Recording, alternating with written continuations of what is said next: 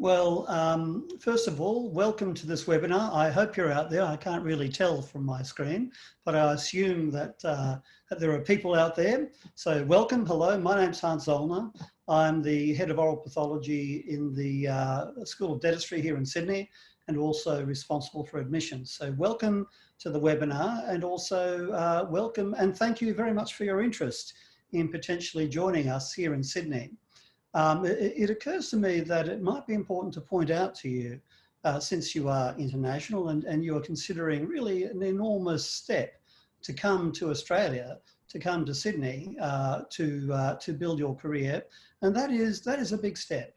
But one thing I should point out to you is that this is a land of immigrants. I myself was born in Germany, overseas, a completely different place. And in fact, in my lifetime, the population of Australia has just about doubled. And that's not because we're all particularly fecund. We don't just reproduce like rabbits. What it is that in fact, we have vast numbers of immigrants in Australia. Almost everybody seems to come from somewhere else. So that should you come to Australia, should you come to Sydney or anywhere else in this country, I think you will find that you're amongst other people who have come from elsewhere, that you will be welcomed as a person from another place, from another country, and that you won't feel somehow outside of the rest of society, because this is a land of people from everywhere. So anyway, look, welcome to the webinar and thank you for your interest. Perhaps I could have the next slide, please. Well, when I was first asked to give these presentations, they said, oh, look, tell them something about yourself. And I really blanched at the thought. I thought, well, that's a very strange thing. Who really wants to know about me? And I suspect you don't want to know about me either. But nonetheless, when I thought about it, I thought it might be instructive anyway, because my career, my life in dentistry and the profession started here at this university. And I think it's illustrative of how a training in dentistry at the University of Sydney can be the start of almost anything. I started training in 1978, forever ago, and graduated in 1983. It used to be a 5-year course. It was an undergraduate degree then. And then I sort of was released upon the unsuspecting public as a dentist in Wagga Wagga. Wagga was a small town in sort of not really the outback, but in rural Australia, about 6 or 7 hours out of Sydney. And for me, as a city boy, basically having grown up more or less in Sydney, barring a couple of other short periods elsewhere, for me, that was an enormous adventure. An enormous adventure to go and live in the country in this strange other place. I mean, we had floods and droughts and mouse plagues and locust plagues, boggon moth plagues. There was a butterfly plague once, which was very pretty. I've got to say, everyone loved that one. And and for me, it was an extraordinary experience in this other world, this great adventure for me. And then I came back to Sydney and then I did a PhD at the Institute of Dental Research, which I should really say is an institute that we're proud of. It was the very first institute dedicated to dental research in the world, right here in Sydney, associated with our school. In any case, I did my PhD here then, and then I went to Melbourne and I worked in the Department of Medicine there at Royal Melbourne Hospital with Melbourne University as a postdoctoral scientist, studying vascular endothelium and inflammation and cytokines and fibrinolysis. And after a few years of that, I was very fortunate to go to Vienna, then as a Lisa Meitner Fellow, which was another amazing adventure, another great city, another great place to be. After that, I returned to Sydney and started work here in oral pathology in the dental school, and have been working here ever since, doing teaching and research, and of course, you know, all the stuff that comes together with academic life. And that's been wonderfully diverse for me. And also, of course, training in oral pathology, which was another surprising adventure for me. For a time, I did a sabbatical work for 1.5 years in New York at the Memorial Sloan Kettering Cancer Centre, which was again an extraordinary experience. And I've just had the most wonderful, diverse career so far. I'm 60 now. I'm still alive, and I've had wonderful fun doing scientific research and teaching. It's been so rewarding, so much fun, and also been involved with public health advocacy and dealing with politicians and the media. And, you know, it's been a great adventure. And my adventure isn't finished yet. And it goes on. And it started here at the University of Sydney in the School of Dentistry. And I would like to just say, whatever you do, whether you come to us, whether you join us, or perhaps if you do something different, somewhere completely different, I think that you should never imagine that whatever you train in is a box, a small box that you're trapped in. In fact, it's up to you, but it can be the start of a great adventure. Certainly for me, it has been, and I think it can be for you and anybody really. So next slide, please. Now, look, just a little bit more about the sorts of courses that we run here in the dental school. Well, obviously we train DMD graduates. These are dentists, you know, general practice dentists, but we also train a broad range of specialists. Now, there are specialties in all sorts of different areas of dentistry, and you'll see a little bit more about that in a moment. But whilst it's nice, yes, you can train to be a specialist here in one of these DCLIN Dent courses, the important thing for you as a prospective student in the DMD is that this means that we have a great depth of expertise captured within the school and able to nourish the training of our dental students. And that's quite important because having that expertise is critical to have the opportunity for a deep curriculum and deep learning in any given area. So it's quite important for you and for our DMD students that we actually do have DCLIN Dent specialist training programs in the school. We also train Bachelor of Oral Health graduates, which are a specialised profession. They're not sort of like mini dentists, but they are focused upon preventing dental disease and managing, particularly involved with periodontitis, and also managing simple restorations in children and in adults. And that's a 3-year course. It's actually an undergraduate course. It sounds like a mini dentist, but it's not. It's actually a very defined area of healthcare. We're also accepting international students into the oral health program, Bachelor of Oral Health program. So maybe you might be interested in that. But it is a profession dedicated to, oh dear, my phone is ringing. Sorry, I'll just turn that off. I did have it on silent, but unfortunately, that wasn't enough. So look, hang on, I've just lost the screen again here. Let me see if I can get it back. That is deeply unfortunate. I have lost my screen. Oh, there we go, it's returned. I found the magic button. Well, anyway, so you might want to consider the possibility of training the Bachelor of Oral Health, but it is a much more restricted scope of practice. And you must know that before you consider that any further. If you want to know more about that, then please contact us and we'll put you in touch with Dr. Kimberly Coulton, who runs that program. Then, of course, we also train PhDs, academics who are involved with training our students. And the value of that, of course, is that we have people engaged actively with research, creating new knowledge, and also bringing new ideas in from the outside. That's really the role of the academic and the research academic, and we train those as well. So next slide, please. So just a little bit more about what does the dentist do? What does the DMD do? Most people have got an idea. They know it's about fillings perhaps, and they know it's about, oh, I've done some orthodontics, but not many people really understand that it's pretty much everything between the nose and the chin. There's no medical specialty in mouthology. It's actually dentists and the various specialties of dentists, various specializations of dentists, who are responsible for pretty much everything between here and here. And every dentist has to have a pretty wide scope of competence. There's a lot of time dedicated to drilling and filling, of course, because that's where the bulk of the work is. But there's also training and time that's spent by dentists in oral medicine as an oral physician, in prevention, of course, oral radiology. Every dentist is their own radiologist. There are only, like in New South Wales, there are only 2 dental radiologists in the whole of New South Wales. They can't do all the dental radiology for the state. Don't be silly. And it's the same pretty much everywhere in the world. So every dentist has to be able to take their own radiographs, is their own radiographer, and is their own radiologist as well. Mind you, I've got to tell them, those two radiologists are with us. They're in our school, so they help to nourish your training.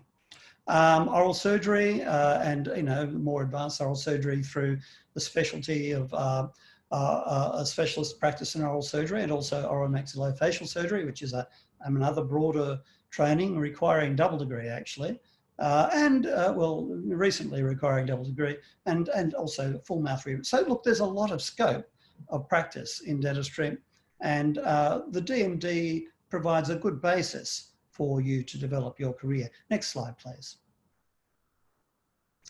Now, the program itself is a 4-year program, and it's a 4-year program that focuses on all the sorts of things that you imagine clinical training would require, fundamental sciences, medical sciences, and so forth. All of that is what you would expect. But what you may not know is how shockingly exhausting dental training is. And the real reason for that is that your clinical training has to start very early. In fact, in the DMD, you're starting to do clinical sorts of things and simulation, and very quickly also on patients, developing these hand skills, developing this neuromusculature to do dentistry. It's one thing that you must know, that to do dentistry, to train as a dentist, is possibly one of the most exhausting things you can do as a student. It's more exhausting than any other course, I rather strongly suspect, anywhere on campus. And the reason for that is that not only is there a heavy load of didactic, basic, fundamental, clinical and scientific information to come to grips with, because, it's a health profession, there's a lot to know, but on top of that, you have to acquire manual skills, manual dexterities, doing extraordinarily unnatural things. And that just comes through doing something over and over and over again, slowly building up a range of skills. And what that really involves is actually changing the shape and the function of your body and brain. You are doing something over and when you first pick up a handpiece or a hand instrument, you can't believe, you get hand cramps and things. You can't believe, how could anyone do this all day long? Students sometimes go into despair when they think, oh, they can't imagine, because it hurts. It actually hurts sometimes, and learning, and, sore neck and sore back, and we work on posture and helps it. But really, in truth, over time, what's happening is that you are changing your neuromusculature, you're rewiring your brain to turn yourself slowly into a dentistry doing machine. We're looking in a mirror, working in a dark space, working in a mirror, everything's backwards in the front. You move to the right, the thing goes to the left, and it's totally confusing. And then one day, snap, it works. And you don't know why, but what's happened is that your brain has changed. Now that activity is just physically exhausting. It just is physically exhausting. And at the same time, so you spend all day in the clinics learning, doing this stuff, slowly acquiring these skills, that physically exhausts you. And then you still have to go home and study. You still have to come to grips with a lot of didactic material. And that is very hard. So don't imagine that this is going to be like any course you've ever done before. Wherever you train in dentistry, it's going to be the same. It's hard. But we know this, and we try to be understanding of the levels of weariness our students suffer, and we accept that. And we also know that no matter how hard it is, everybody can get there. If you get in the course and you work hard at it, anybody can get there. So you start your clinical experience very early. There is a research component to help sharpen your analytical skills really. And at the conclusion of the course, all that effort pays off because you are immediately registrable. In Australia, you can register immediately with the Australian registration authorities. In Canada, you can sit for the boards immediately. And our observation is, we're informed that our graduates from the DMD do very well in the Canadian board examinations, and they are well regarded in Canada, which I think is a testimony to the international quality, if you will, of our training program. So that's reassuring for us to see, but I think it should also be reassuring for you. So next slide, please. So the course is sort of divided into like almost two halves, really. DMD 1 and 2, the first 2 years, focused in large part on didactic content. There's a lot of basic sciences didactic content to come to terms with, and that is taught sort of in parallel with our medical student colleagues, but obviously a slightly different focused more on things that are more obviously relevant to dentistry. And you'll see when you look through this list here, it might seem like all sorts of straight hematology, musculoskeletal system, respiratory sciences, what's that got to do with dentistry? Well, in fact, actually, it involves a lot to do with dentistry, because you see the dentistry that is required for the current time and the future is quite different to the sort of dentistry that I was trained to deal with. We always had to learn all this basic sciences stuff, but it was to inform understanding of dental disease and to some extent understanding of medically complex patients. But the thing is that back, 40 years ago, by the time you reached my current age, dentists like me had extracted pretty much most of your teeth. It was very common when I was a young dentist in Wagga Wagga to make full dentures for people in their 60s, even in their 50s. That was just common. People had bad teeth, you'd extract them, and then you'd have to make full dentures for them. Now, people are living to ripe old age with a full set of choppers. So now people have a high disease, a high level of chronic disease, dental disease that they've carried into old age. But not only that, getting older doesn't make you any fitter. Generally speaking, as people get older, they have more chronic and other medical diseases. And so now it's very common to encounter patients who are in their 70s, 80s, 90s, up to 100 or so, who have got most of their teeth, if not all of their teeth, have got a mouth full of problems that have to be dealt with, but who also have a great number, quite a few, several different chronic diseases that they are living with. Medical sciences have improved, we're keeping them alive longer. But the drugs, many, and there are bags of drugs that these patients take. Patients with chronic disease are taking a whole bunch of different drugs, and you've got to make sure that you're not going to interfere with those drugs and with those with those conditions, with those chronic diseases, whilst you're treating the patient. The challenge for the dentist of today already, and certainly tomorrow, is not to do a lovely filling or make an excellent bridge or a perfect denture, or to do a nice little piece of surgery. The real challenge for the dentist today is to do all that and keep your patient alive. Make sure that you've done that high quality technical work and kept the patient alive, delivered that work safely to the patient. And so there's never been more need for there to be a high level of medical training in dentistry, because quite frankly, that's what the community needs. That's where the demographics are. And so that's where we have changed our course. We've been doing this for over 100 years in Sydney. And all that time, we have always had the long glasses on. We're always looking to the future to see not what is just needed now or what was needed in the past when I was a student. What matters is, what do you need when you graduate and through the rest of your career for the next 40 or more years? And we look into the future and we see incredible needs in ability to manage medically complex patients. And we have changed our curriculum over and over and over again to adapt to that. So when you come here, you're coming to a place that has the long glasses on, that's looking to the future, planning for the future, and responding to that, and trying to train our students to be best prepared for that. And so anyway, so there's a very heavy medical content.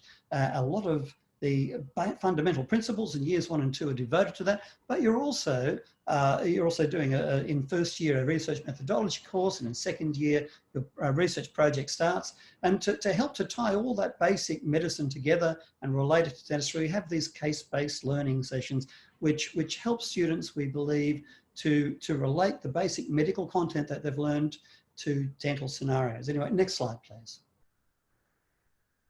So look, in years 1 and 2, there's a lot of emphasis on this basic medicine, but you can imagine there's a whole lot of basic stuff that's unique to dentistry, because our medical colleagues don't really need to be so worried about biomaterials, but dentistry is tons of biomaterials. You're using materials all the time. You're putting, I mean, every filling is in effect an implant, actually.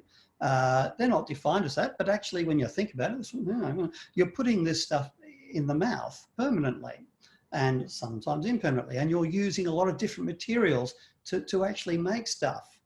And so you have to learn a lot of biomaterial science. And then there's a whole lot of anatomy unique to dentistry that we have to really come to grips with at a very high level of resolution. Oral biochemistry, oral embryology, oral microbiology, oral pathology, what I train. Diseases of the mouth. There's an unbelievably large number of diseases of the mouth, and you've got to know about them because, you know, you're the dentist. That's your area. Oral physiology. So there's a lot of emphasis on oral biosciences as well. And then there's also roughly 1 day, 1.5 days or so spent doing clinical type stuff. And that's in the foundations of clinical dentistry, both but sort of clinical stuff in simulation clinics largely, but also with patients, and also as you acquire the skills. And then you're also learning the very fundamental principles of all these other clinical specialty areas that you need to come to grips with to practice. So next slide, please. In years 3 and 4, it sort of swaps. So the first 2 years are sort of very didactic heavy. The second 2 years, there's still didactic content and a fair bit of it, but the real emphasis is acquiring clinical skills and clinical experience and clinical learning. You're seeing patients most of the time. You're seeing patients all over the place at Westmead Hospital, which is really the largest biomedical complex here in New South Wales, and I think actually the largest hospital in Australia, I've been told. And it's certainly a major research centre in Australia. And we are part of that complex. That's a real advantage for us because there aren't many dental schools that are in some way married together with a major hospital. And we think that that helps and provides opportunities for students to see how they relate to the rest of health and to acquire medical learning. There is residency, for example, where you spend time in the accident emergency session. So I'm not going to go into that, but nonetheless, there's a picture of Westmead there on the screen. We think that that's a real advantage that we've got. But there's also training at Sydney Dental Hospital, where most of the training is in the first 2 years. Clinical training, I should say, in the first 2 years.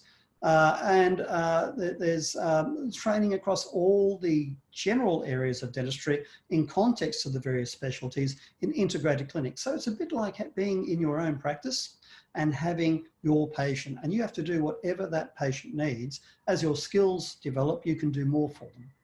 But you are building up your skills in a very patient-centered manner, just as you need to practice when you're a full-on clinician, an independent clinician, I should say, because you're already a clinician when you're with us.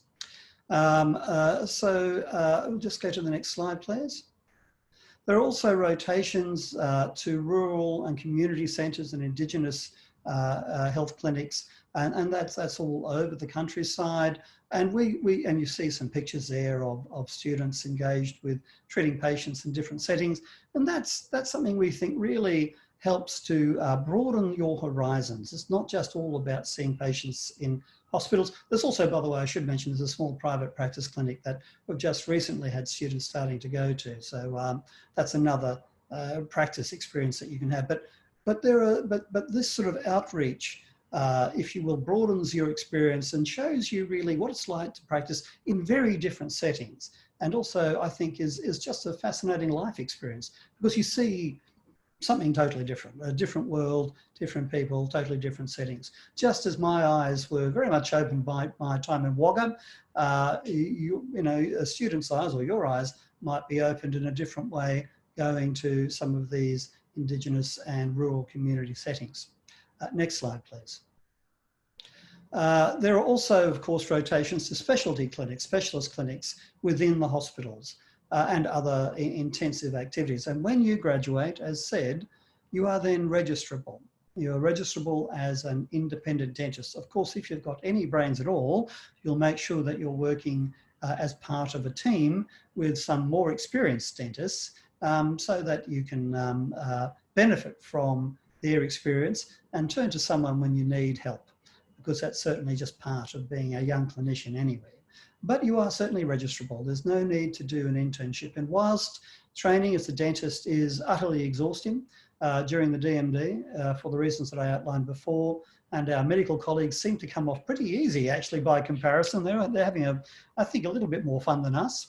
But when they graduate, that's when their challenges start, because they have to go through internships, residencies, and then these days increasingly further specialist training before they can become truly independent clinicians.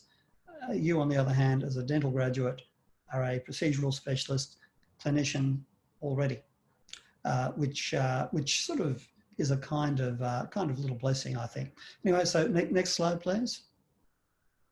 So you probably need to know about the admissions process. Next slide, please. And this just outlines sort of the basics of the process. You do need to have a credit average for your undergraduate course, and grade point average of 5 or better out of 7. And that's really a barrier. That's really just a barrier. Anybody above that level will be further considered for admission. If you haven't got a credit average in your undergraduate degree, that's in your previous training, that's going to make it impossible to progress through the admissions process. We have also retained the biology prerequisite for a variety of reasons, and you can learn more about that in the website. But most applicants have, all applicants have done that, of course, because they're looking for that. Then there is an examination process. Now in Australia, it's the GAMSAT examination, and indeed you are welcome and able to sit for the GAMSAT if you wish in Australia, but most of you will sit for the MCAT, the DAT or the CDAT, and then we take those scores and we use that as the selection process for entry. Now the international students are vying for a cohort of places dedicated to international students. So that's important for you to know. You're only competing with other international students for those international places, and we have a numerical process for normalizing the results from these different examinations. So whatever you do, you will be, I think, fairly assessed. Then at the end of that, we will be making our judgment on entry from that. Now, as you probably know, or you may not know, under normal circumstances, this would be supplemented with an interview, mini interview process. Now, that's the process that we do like. We think it's very informative, but this year, because of the difficulties with the pandemic, and I do hope you're all well and that you're getting through this without illness or grief. But it is a shocking business, and we all have to come to grips with it. And one of the effects has been that this year we really just can't manage to do the interviews in a way that would really be fair. And so we've decided that we will just have to dispense with them this time. So that's something that is a diversion just for this year, we hope. And we're hoping that next year we can return to normal. So this year, this is the process. Next slide, please. Other criteria, and you should also know that there are other criteria. There's a 10-year rule for the age of your degree, the extent of your training, and there are things you can do if your training is from earlier. You do need to have some other tertiary education training, and details for that are available. Now, the admissions guide website is there.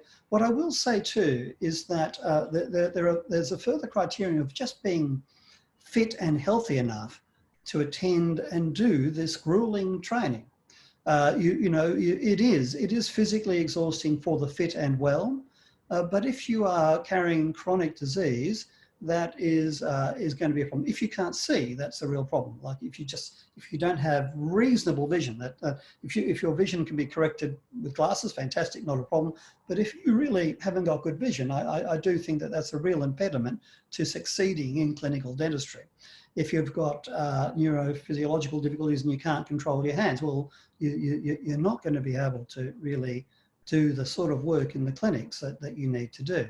If you're, and there's something else that New South Wales Health, now we train our students in New South Wales Health facilities, and they're seeing patients. Now New South Wales Health has quite strict rules about clinicians who have blood-borne viral infection.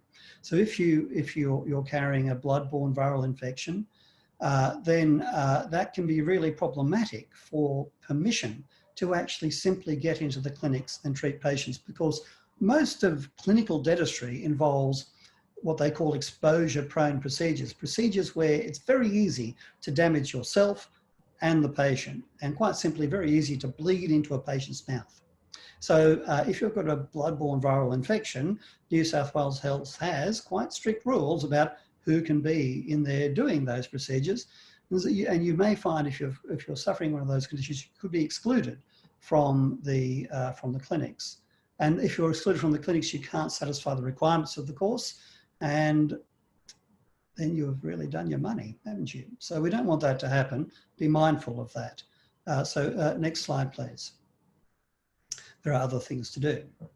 So look, here's sort of like a list of important dates. Now, this is for domestic applications, it's fine. One thing I just should point out, at the moment, it's foreshadowed that if there are still travel restrictions coming into Australia in 2021, that we would have a slightly earlier start date on the 11th of January, whereas if not, then it would be in the 20th of January. And that's the decision that's been made to try and accommodate the difficulties of quarantine time. And the first offers will be made sometime in early September. So next slide, please. And so I was also sort of some, just the same thing, international online applications closed 23rd of July, and 15th of September is when the international offers are made. So next slide, please. So look, that concludes my spiel, my telling you about the course. Thank you again for your interest. Thank you for your attention. Let me say that whatever you do, now you might come to Sydney, not all of you will, some of you might. But whatever you do, wherever you go, whether you train in dentistry or something else, whether you come to Sydney or not, I'd just like to wish you well and wish you a wonderful and exciting career wherever you go. And if you come to Sydney, you'll be very welcome. So thank you for your attention. All the best. All right, thank you, Hans. Hi, everyone. My name's Jade. I am a second-year dental student at the University of Sydney, and I'm just going to be talking to you guys about what it's been like for me as an international student at the University of Sydney. Next slide, please.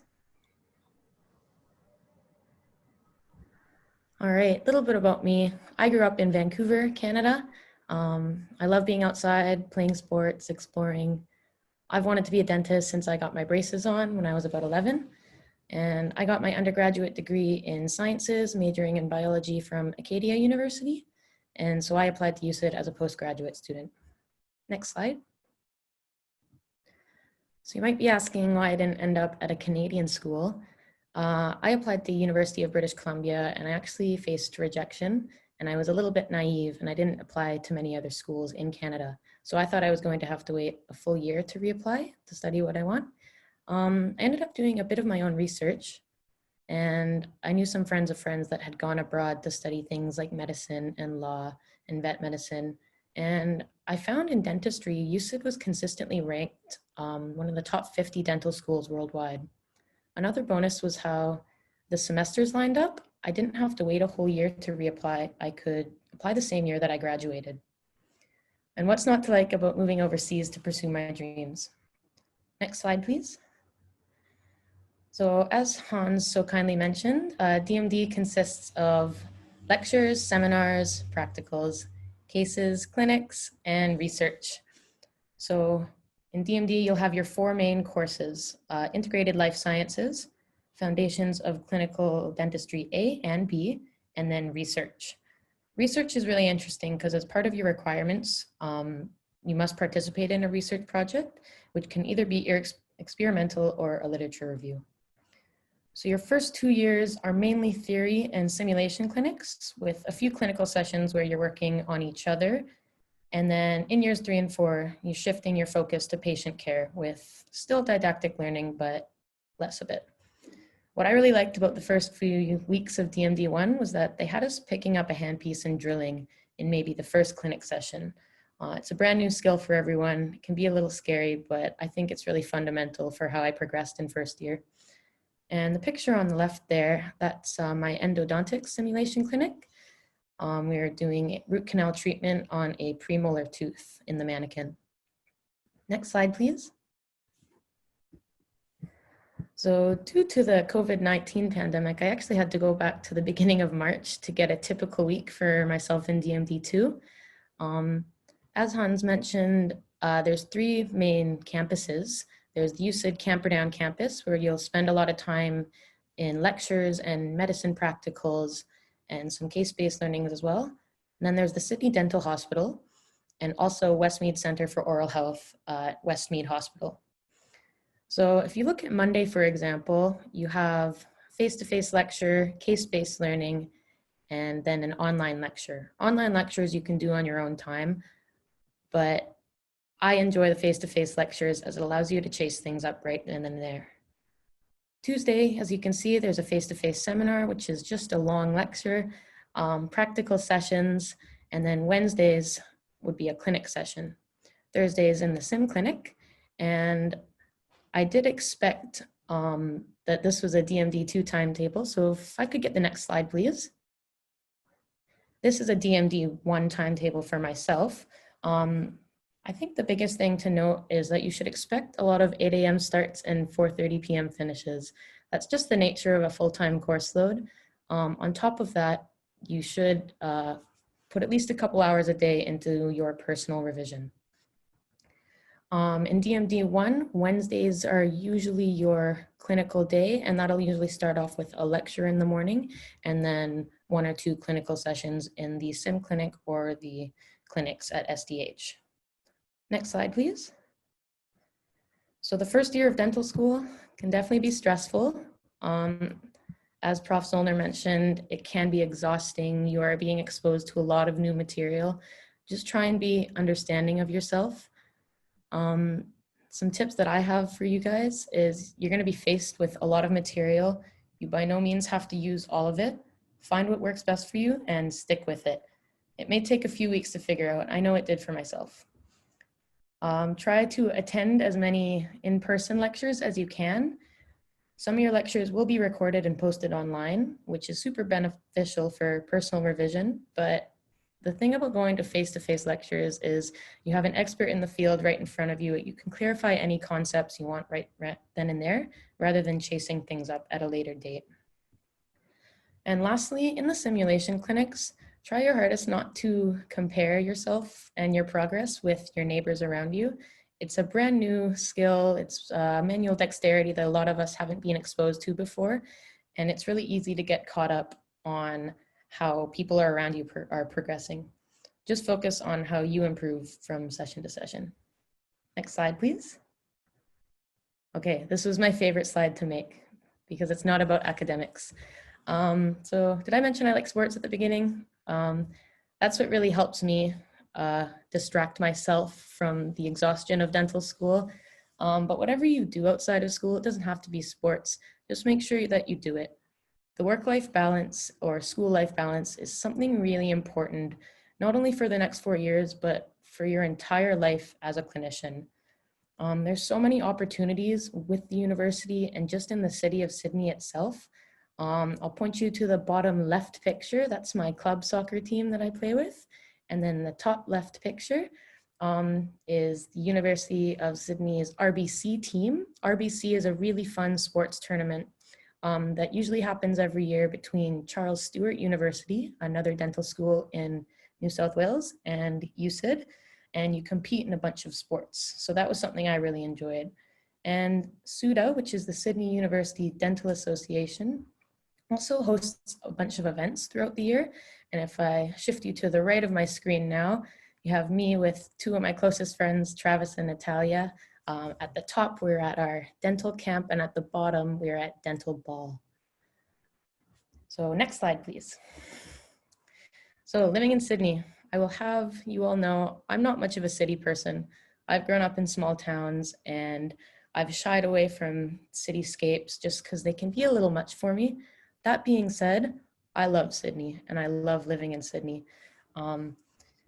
Like I said, it's a big city. It can get to me. It's crowded, but as an international student, I feel safe here. I have everything I need. There is tons of opportunities to explore. There's tons of things to do. I have not left New South Wales since I've moved here, and I probably have only seen about 5% of it. Um, Last thing I'll mention, it's beautiful. As you can tell from my pictures, I'm a bit of a sunset junkie. There's just so much to see. Next slide, please.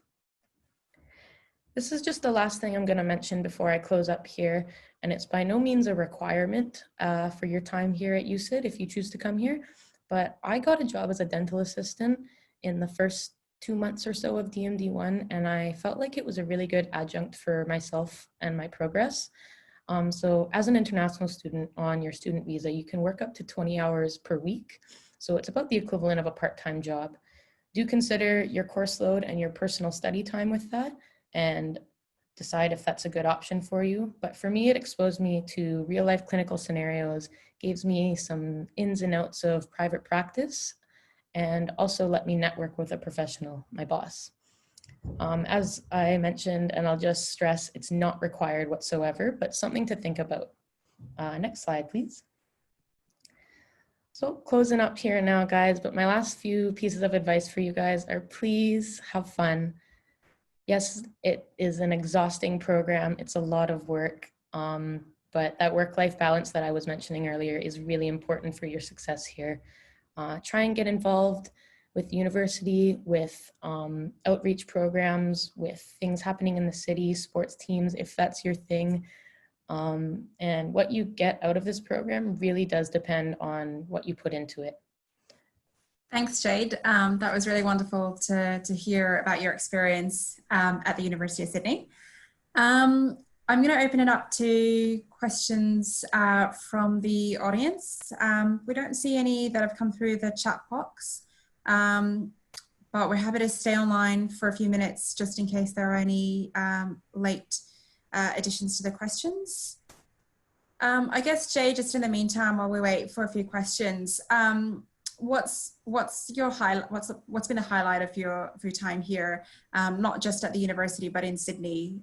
Some of the places that you visited. You mentioned you've travelled a bit in New South Wales. Tell us some of those highlights.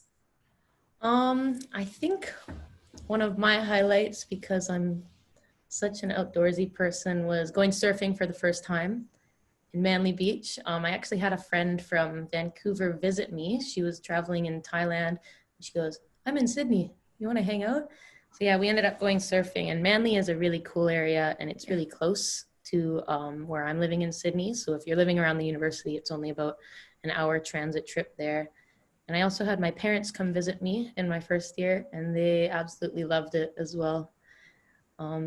Yeah, like I said, New South Wales is so vast. You almost don't even need to leave to see a majority of Australia. It's incredible. I mean, there's definitely a lot outside of New South Wales that's still on my bucket list, and I've lived here for almost 20 years actually. But yeah, there's definitely lots to see and do outside of New South Wales. It's just finding the time. Hans, it doesn't look like we have any questions just now, but I do encourage our audience to email us at fmh.recruitment@sydney.edu.au if there are any questions later on. Hans, thank you so much for your time today, but just one last closing note. What advice do you have for anyone who is thinking about doing the Doctor of Medicine, but just a little bit nervous about the journey ahead?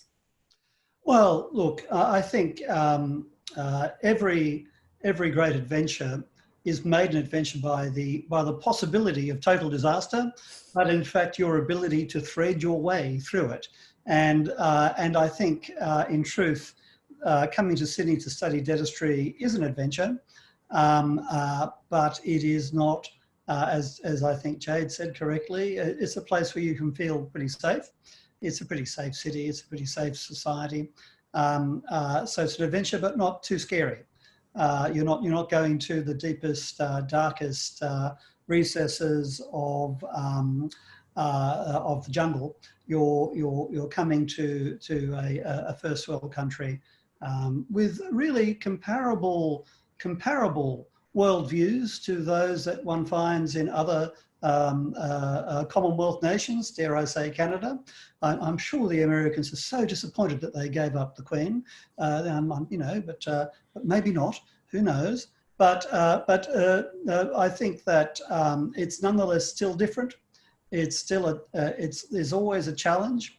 There is, of course, the prospect and the possibility of tripping up and screwing up, but actually not much.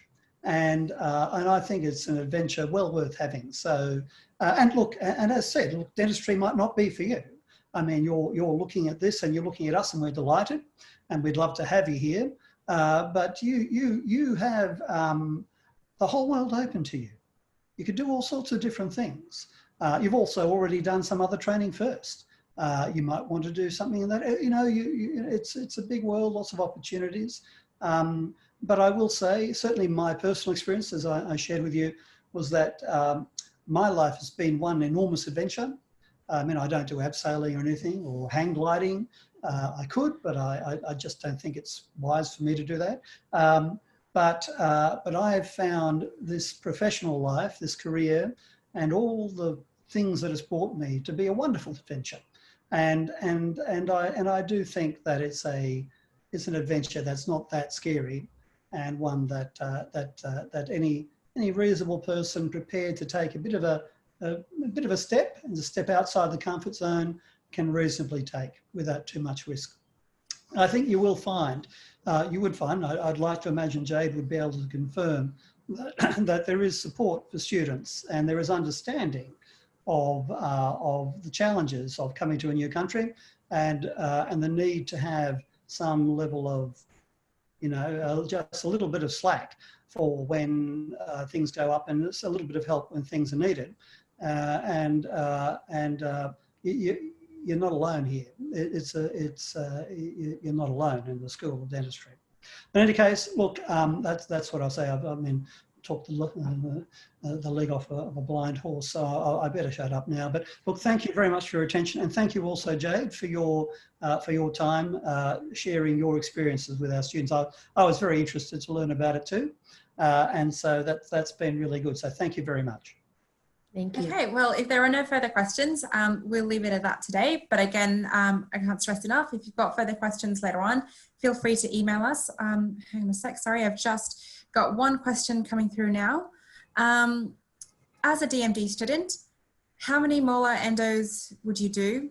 How many place implants in the DMD? How many crowns would you do in the program? Right. Well, look, it's a good question. I don't know off the top of my head. We do have clinical requirements and expectation that you will do a certain number of things. I have heard, but I haven't bothered to confirm, that the clinical requirements in our school are perhaps a little bit more stringent than in others. We certainly don't seem to have a particular shortage of patients. Our staff go, and our colleagues in the hospitals go to a lot of trouble to try and make sure that enough patients of suitable type are available for our students to be trained. Every now and then there's the cry, oh gosh, we've run out, but then everybody hops on board and we go and dig some up pretty quickly. Look, I think it's a reasonable question to ask, is there enough clinical training? Is there enough actual stuff that you get to do to acquire clinical competency? And I think the answer has got to be yes, if that's the fundamental question you're asking. Thanks, Hans. Do we have any further questions at all? None have popped up through the Q&A, so I think we'll leave it at that for this afternoon. To everyone in Canada, we'll say good night. And if you have any further questions, please feel free to email us. Thanks again, Hans and Jade. We really welcomed having your sort of input today. Thank you. Thank you. See you later.